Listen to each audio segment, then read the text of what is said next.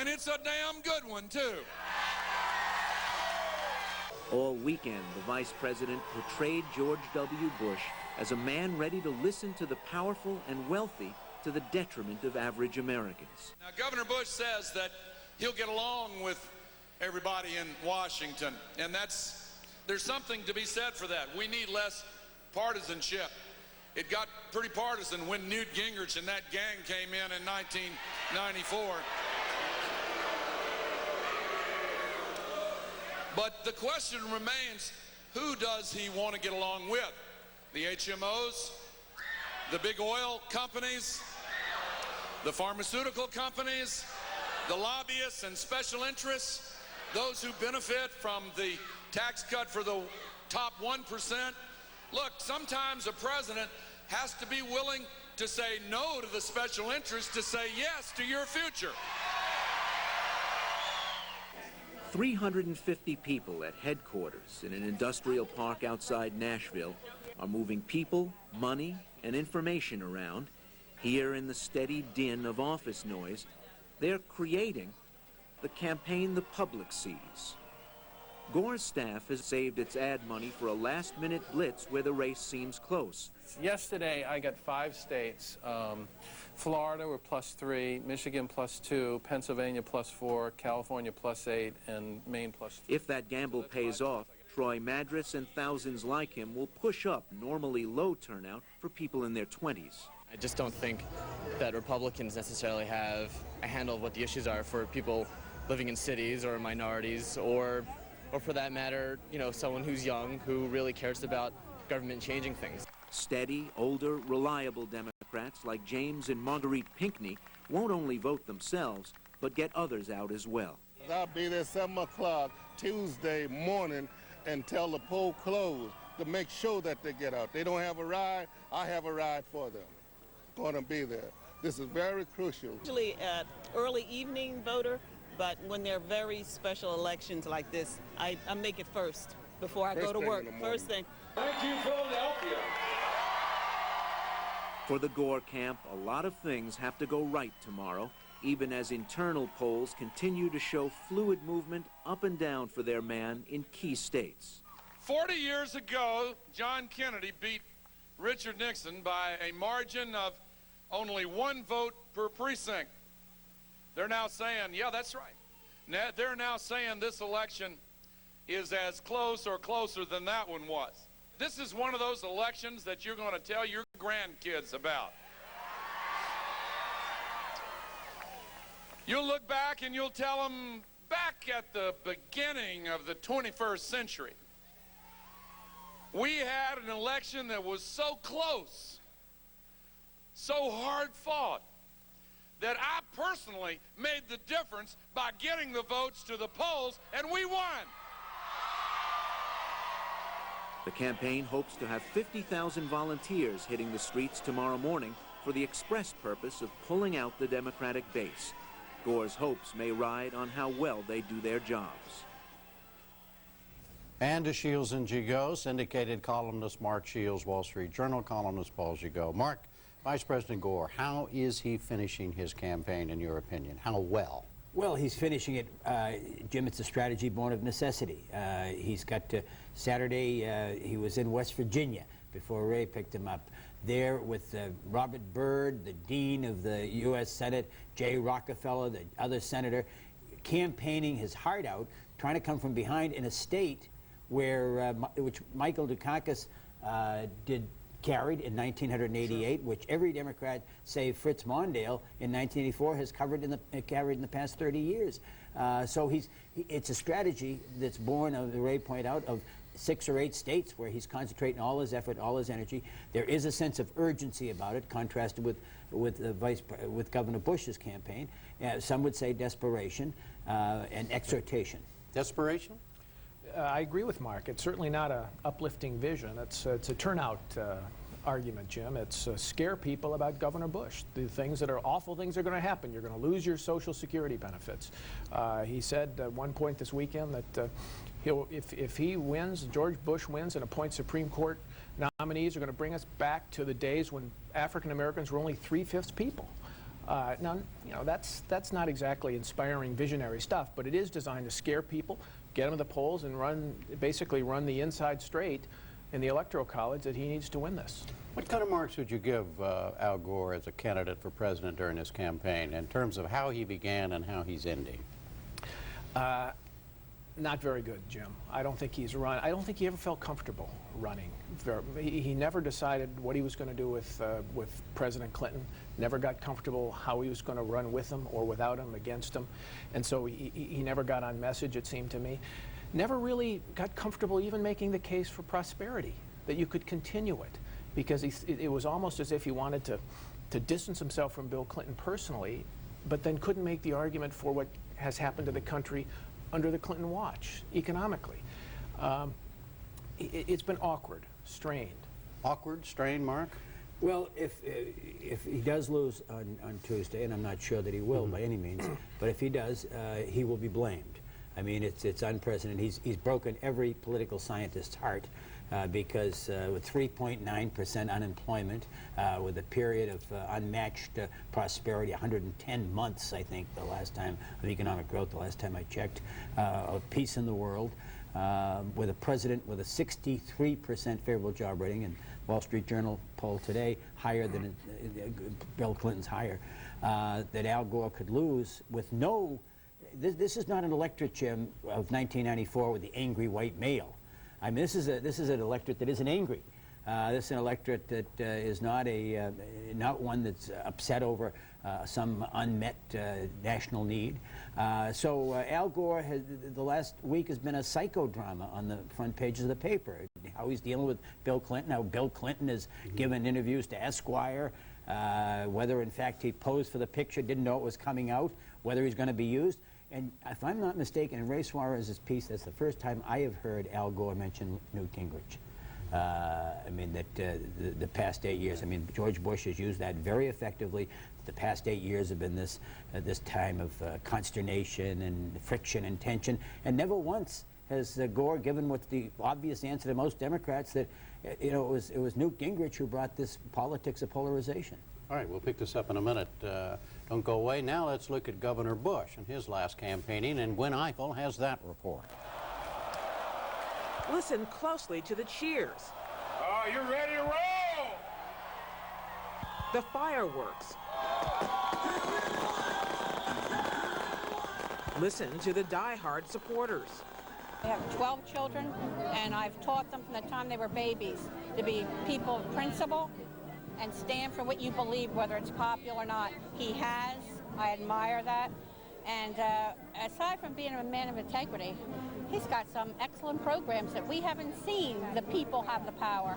And that's one of the reasons I think he's just an excellent choice, and I can't wait to go push my button.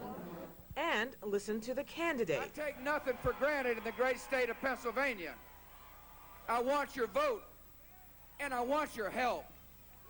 This is a close race. It's going to be a tough contest. After all, we're running against the incumbency. God bless. What you hear and what you see is a confident Republican presidential campaign, roaring toward the finish line on the last weekend of a neck-and-neck race that has become, there's no other way to describe it, a horse race. Governor Bush's advisors say these final campaign days are playing out exactly as they planned. A dash through crucial states and a fanciful grab for a few less winnable ones. Like New Jersey, where Governor Christie Todd Whitman suggested Bush might yet be able to overcome an Al Gore advantage.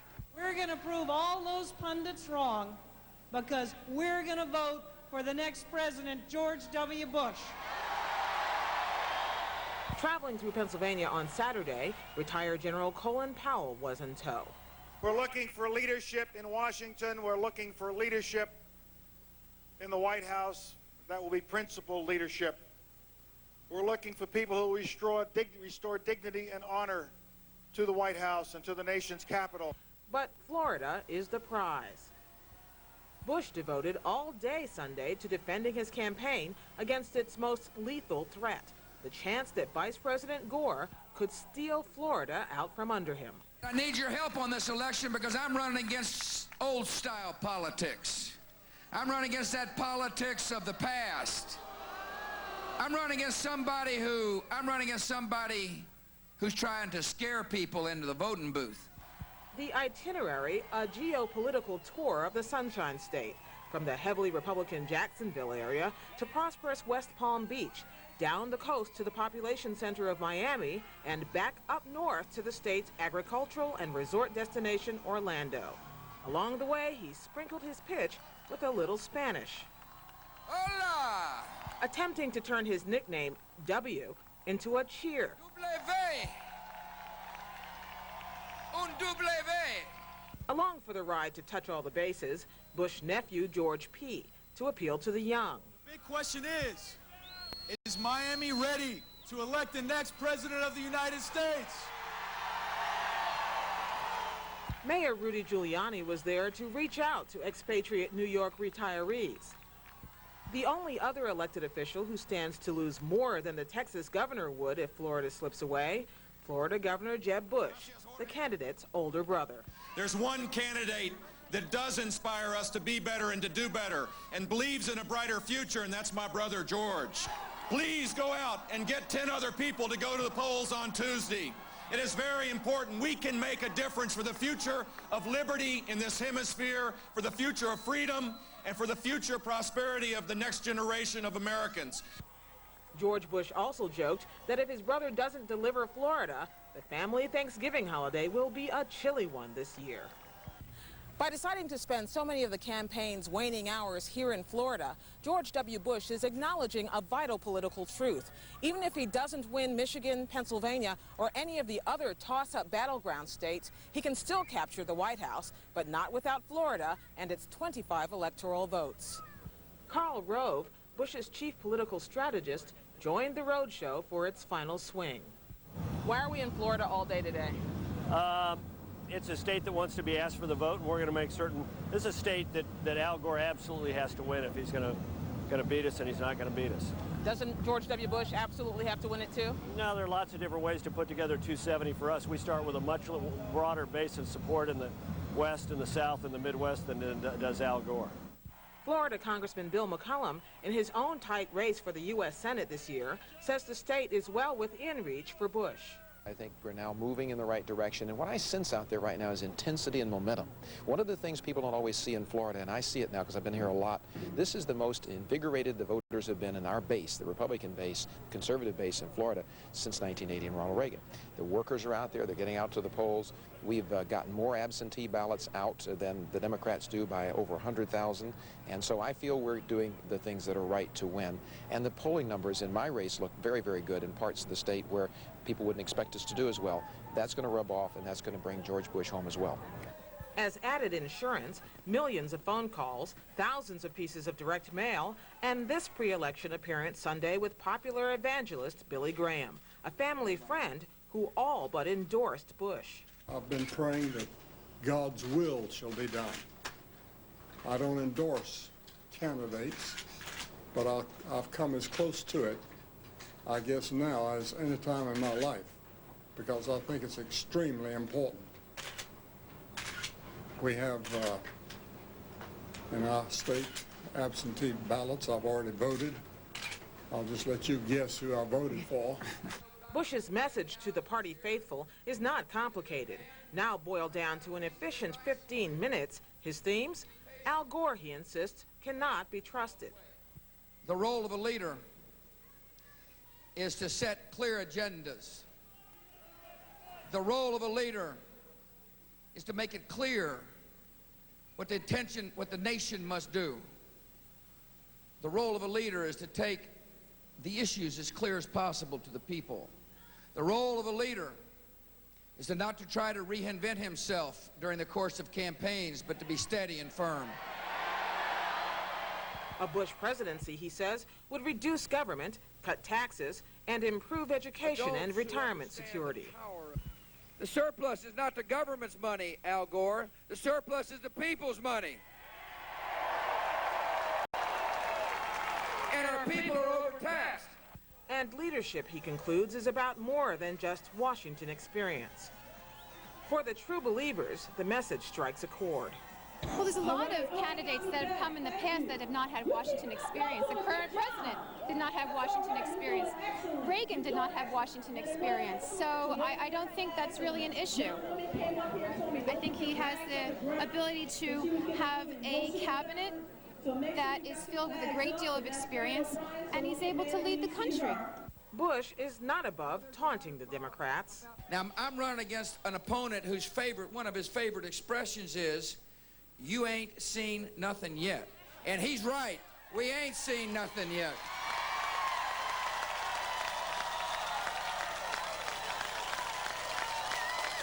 For 8 years, this great nation has been wondering about Medicare reform, but we ain't seen nothing yet. In the public education system, there's an achievement gap. We long for reform, but for 8 years, we ain't seen nothing yet. There's medical insurance issues. People are uninsured who are working hard in America. We want reform, but for 8 years, we ain't seen nothing yet. To drive the point home, Bush's final campaign day began this morning in Al Gore's home state of Tennessee and is scheduled to end in Bill Clinton's home state of Arkansas. His aides call this in-your-face, smash-mouth politics. And they say that they are increasingly confident that they can win big on Tuesday. We win in a walk. Really? Why do you think? I just think, look, the movement in the end in open races is to the party out of power, to the non-incumbent party. Since 1952, the late deciders have gone for the out-of-power party by a margin of 55 low to 72 high. And that's being borne out in this election. The last-minute movement is to Governor Bush. Bush ends his campaign at home in Austin, Texas, where he's counting on a raucous victory party Tuesday night. A small correction for the record, George Bush is older than his brother Jeb. And now back to Mark Shields and Paul Gigot. Paul, what is your final campaign take on George W. Bush? I think he certainly wins the most improved candidate award of the two of them. I mean, this is not the George Bush of the New Hampshire primary, sort of unsure of himself, content-free. He's really improved. I mean, he's gotten much better as a candidate, and he seems to have his paces down. He's much more comfortable on stage making that wholesale message. He was always good one-on-one in person with people, but he's much more comfortable on a stage making his argument. And here you see him at the end of the campaign driving pretty much the same messages he had at the beginning of the campaign, or at least that they thought they'd have at the beginning of the campaign: character and trust. And one thing they've elaborated a little more on here in the final days, the final month and a half, is the size and the scope of government. And he's driving those messages quite clearly. Mark, what do you think? Optimistic, upbeat. If George Bush wins, it will be the curse of every political pundit and reporter who's covered this race, because he will have won because of the debates. And if there was one thing that we were sure of, was that Al Gore was going to win the debates and George Bush was going to duck them, Jim. Why do you say the debates? Because I mean the race going into the debates, which Bush's campaign gave the strong indication they wanted to limit in scope, in number, in exposure, in audience. He was behind, and he came out of the debates 3 weeks later ahead. So, I mean, I think that, you know, without being Sherlock Holmes, you can look at it and say something happened. You don't even have to be a pundit to figure that out. Something happened in those 3 weeks. If you're not. And, that's right. If he doesn't make it, I think they'll look back and say a couple of things. One is a tactical decision, and that was going to California. I mean, he spent 2 days the last week in California. Dick Cheney spent the last weekend in California. If he loses in a close race, and Karl Rove never should have said that to Glenn Eiffel or anybody else's campaign, we'll win in a walk. Because there's been about that last week, you asked about Gore's last week, there's been a certain bandwagon psychology. We're winning, we're confident, you better get on board. There's been a little bit of that message to it. Is that wrong? Taking a victory lap. I think it's wrong. I don't think it plays to his strength. Because when there's a smirk or a swagger in his presentation, it doesn't serve him well. I think Paul's right. He's gotten better as a candidate. But I'd say the other failure they made in this campaign, it was an interesting failure. They never filled him out intellectually. He never gave the commencement speech at Yale or Harvard. He never gave the speech at the Commonwealth Club of San Francisco. He never went overseas. And if there is a question, it would be that doubt about his preparation. What about Mark's point here in these last few days? Did you see a swagger? A swagger of confidence? I saw a swagger in Karl Rove, chief strategist. I don't think I saw a swagger in Bush. In fact, he's been urging people to get out to vote. You see confidence, no question about it, but I don't think I've detected a swagger. If he loses, Bush loses, I think the tactical mistake will be that they didn't address Social Security head on. They decided that they didn't need to do that. What's your reading on the drunk driving thing that everybody was talking about 48 hours ago and nobody seems to be talking about today? Seems to have melted away, Jim. Most of the polls I've seen show about 80% of the public thinks it's not going to affect their decision at all, and those that it will affect probably weren't going to vote for him anyway. Okay. All right. Again, don't go away.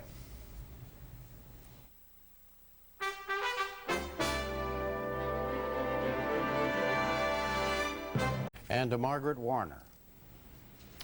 Now, a blueprint for how election night will unfold from east to west. We hear from 3 veteran political reporters who've been with us periodically during the fall campaign.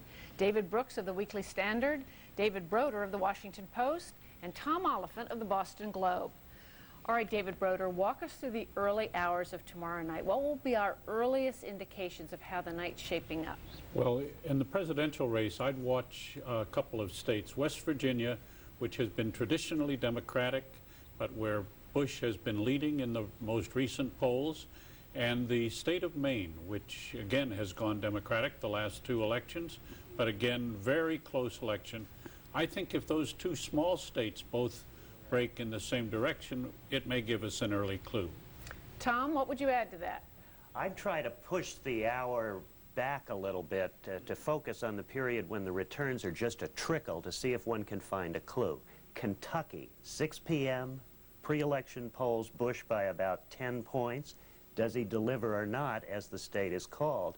And secondly, at 7 o'clock, we get 2 battlegrounds. A little one, New Hampshire, famous for independent voters, but much more importantly, enormously importantly, the state of Florida closes.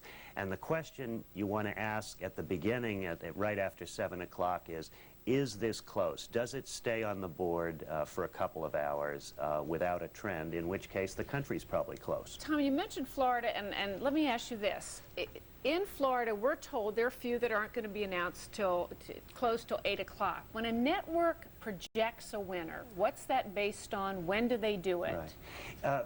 For a state like Kentucky, where there's a polling advantage for one side going in, it won't take but a smattering of precincts, maybe a bellwether county, for a network desk to call the state for one candidate or the other.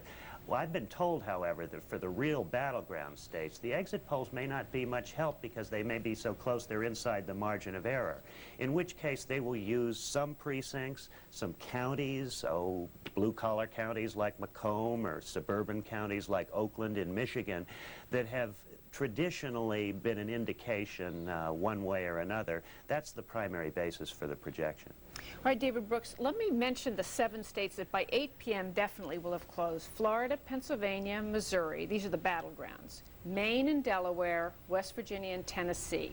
By that time, will we have a pretty good idea? We'll have a pretty good idea from Florida. I've got my own little state, which I've got to tout. Please. They got to tout their little states. Mine is New Hampshire for 2 reasons. One, it's got 2 overlapping groups of people who I think are important. First, the McCaniacs, who supported him in the primary and who didn't show up in the polls before primary day, at least in the number.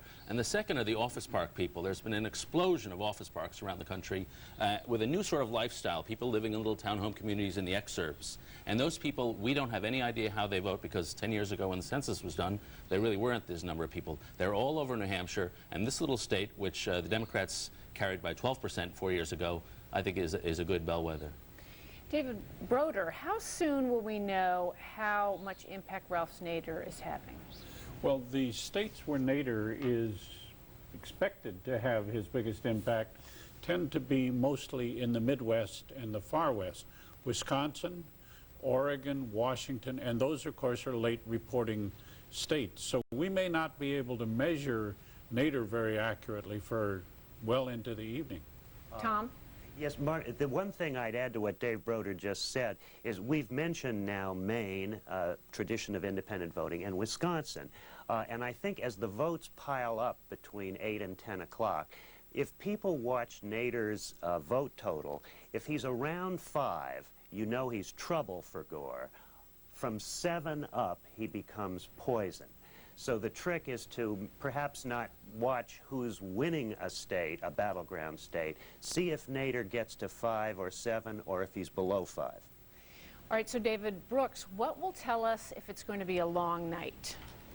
Well, I suppose you still got to look at the big three, the Florida, Michigan, and Pennsylvania, and they report relatively early, and it could be forever before we know those three. And then you go into California. My dream fantasy is that the Democrats, that Gore wins those big three, he thinks he's got the White House, and then suddenly California comes in and surprises us all, and it really would be a shocking surprise and goes for Bush, and then we've all got the topsy-turvy election. So what is the scenario for the election, David Broder, going all the way to Oregon and Washington, for example, and California? If the same candidates if the same candidate fails to win Florida and Michigan, I think we're in for a long night. Missouri could be, Pennsylvania, those two would give us a little further clue.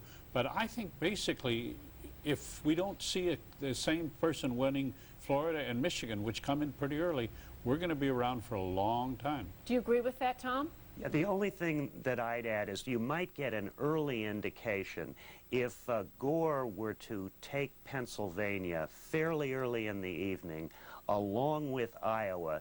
That would probably be a sign early that this is going to take a long time. All right, finally, let's look at these electoral college scenarios that everyone's spinning. I'll start with you, David Brooks. First of all, explain to people who haven't studied this, how would it be possible, and what's a plausible scenario for one candidate winning the popular vote, but the other candidate winning the presidency, winning the electoral college? Well, the plausible scenario is that it's most likely that George Bush racks up big numbers in the South. So he wins a few states by huge numbers, which translate nationally into a big win, say it's 49, 47. But he doesn't win a lot of different states, at least the states with the key electoral votes, these big three we keep talking about, Florida, Michigan, and Pennsylvania being central among them. So he wins some states by a lot, but doesn't win a diversity of states. And so the diversity of states kicks in, and they give the electoral votes to Gore. And that's the most likely scenario where we start talking about that extremely painful institution. Do you consider that plausible, David Broder? It's unlikely because, as you know, the electoral college system favors small population states, and you just put down a list of the smallest population states. Most of those are going to be in the Bush column. And Tom, first of all, comment on that scenario, but also the other scenario people are sketching is somehow it comes up to be a tie. 269 electoral votes to 269. Is that at all plausible, given where the candidates are strong right now? First of all, on the more plausible of the implausible scenarios, I think Florida makes it very unlikely that we will have a minority president. But as to 269, you know, there's a game you can play on the computer now where you move states around, and I would rather play chess with a grandmaster than try to make this thing come out 269. Would you agree with that, David? Yeah, it's sort of electo-weenie heaven. All these people who spend their life thinking about this stuff, but it's hard to imagine. David, you too? No, I don't. I mean, of all the things that might happen, that is the least possible. All right, well, thank you all three. Stay right there. Thank you. Yes, now some final thoughts here, and to bring Mark Shields and Paul Gigot back into it with David, and Tom. Mark, starting with you, keeping in mind that we don't know the result yet, how do you think this campaign will be remembered or should be remembered, in your opinion? Well, in spite of Vice President Gore's statement earlier in the show that we'd be telling our grandchildren about the campaign, I don't think many people will be telling their grandchildren. Jim, it was a campaign that was devoid of any poetry. It was a campaign where sacrifice was never whispered. There was no mention of duty, of what any of us owes to each other, to our country, to our community. There was no call for any sacrifice from either candidate. It was a campaign about interests. George Bush talked about values, but it was basically about, this is your interest. You want it, you got it. And in that sense, I think both of them missed a marvelous opportunity at a time of great prosperity to touch really what is good in the American people and to summon us to a little bit higher level. David Broder? I have to disagree with Mark. I mean, these are not times that call for great emotion and passion or even great idealism. And what I think we saw here with at least three candidates, Ralph Nader, George Bush, and Al Gore, was three men who made the best possible cases from their own perspectives. I think if the voters do as well as these candidates, we'll have a good election. Tom Oliphant? I think David Broder is onto something here. I believe this election will be remembered as not an atypical open White House election without an incumbent, where two very powerful historical trends kind of bumped into each other. One, it's so hard for a sitting vice president to get elected president. We kick them all over the lot every time this happens. And secondly, it's almost unheard of for the out party to win in prosperous times. This is not a unique situation, but it's only happened 3 times in the last 32 years. Paul Gigot? I am in the Broder-Oliphant camp on this one. I think it's been a pretty good campaign. I think the voters got a good sense of the issues on all sides, a good sense of the personalities of the candidates. Both, I thought, did a pretty good job of articulating their positions, certainly better than on the Republican side, since it's happened in a long time, maybe since 1980. If Bush wins, I think it'll be remembered, though, for how Bush persuaded a contented country that it wanted change, because 3.9% unemployment, and you don't really, as Tom said, it's very hard to make the argument to change presidents when you have that kind of a fundamental. David Brooks? I'm on the Mark Shields. He cannot stand alone on the smallness of this election. Watching the whole race has reminded me of sort of the ad campaigns for the cellular phone company rate plans. You know, my plan gives you more choices. My plan gives you free prescription drugs on weekends and holidays. And it's just the smallness, the consumer orientation of the election. And really the two moments which will stand out to me are the McCain moment and the Lieberman moment. Those were the two surprising things that happened. And they were both passionate moments, one having to do with patriotism, one having to do with faith. And that was a sort of grand style of politics which was utterly missing from really the main characters of the campaign. Mark? Let me associate myself totally with Mr. Brooks' remarks, but and add that since John McCain, I couldn't disagree more strenuously with David Broder, whom I have unlimited respect for. Since John McCain left the race, I defy him or anybody else to say any time when any candidate stood before a group, other than Ralph Nader, and told that group anything they didn't want to hear, when he said no to any interest or any organized group. I mean, that's what this campaign has been about. David? I think when Governor Bush said it was difficult for him that he had done something really wrong and was apologetic for having gone to Bob Jones University without repudiating the anti-Catholicism that has come out of that campus, I thought that was a pretty good moment.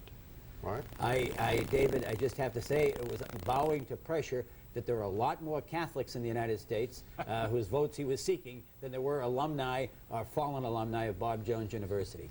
Tom, do you have any magic moments? Well, actually, I always look for a moment that tells me it's time to end this thing. And I was in an iron workers hall Saturday night, get out the vote meeting, and the karaoke came on, and I had to watch the governor of New Hampshire, Jean Shaheen, and her husband, Billy, doing I've Got You, Babe. And as they butchered that song, I said to myself, time to stop. Do you have a moment, David Brooks? Not quite as romantic and tearful as that one, but I'd just like to go back to the Broder-Shields feud here. It's not only that they do something unpopular, but it's the questions that weren't asked. America is not just Belgium floating off in the middle of the country. We're a superpower. Where does America stand in the 21st century? Where should America power be exercised? It seems to me the larger questions of what our national identity is, what our greatness is, issues like immigration, globalization, those larger issues struck me as being ignored in the debate, really an important debate, but about Social Security and tax reform, which is really a bidding war style debate. Paul was shaking his head throughout your remarks. This is what we hear at every single election. The great issues weren't engaged somehow. I mean, in fact, greater issues were engaged this time than they have been in a long time. Social Security. When was the last time we actually had an argument over that? Republicans have fled from that since Barry Goldwater lost... the third rail, you mean? Yeah, nobody would touch that. Bush did touch that. He put it on the table. The fact that, you know, you can argue that he didn't want to wear. No, that he didn't say what it would, you know, the math in 2050 would look like. Nonetheless, he put it on the table. I think that was the finest moment for Bush in the campaign. David Broder, was there a low moment for you when you kind of had to cringe and turn away from this campaign for a moment? Yes, I thought that at the Democratic convention, when we had the spectacle of entertainment, not really entertainment, that's the wrong word, of the President of the United States, who had been served loyally by Al Gore for 8 years and could barely bring himself to put in a plug for the Vice President. He was so busy reciting the triumphs of his own career. That, to me, was not a very fine moment. Well, on David Broder's low moment, we will leave it there. Thank you all five very much.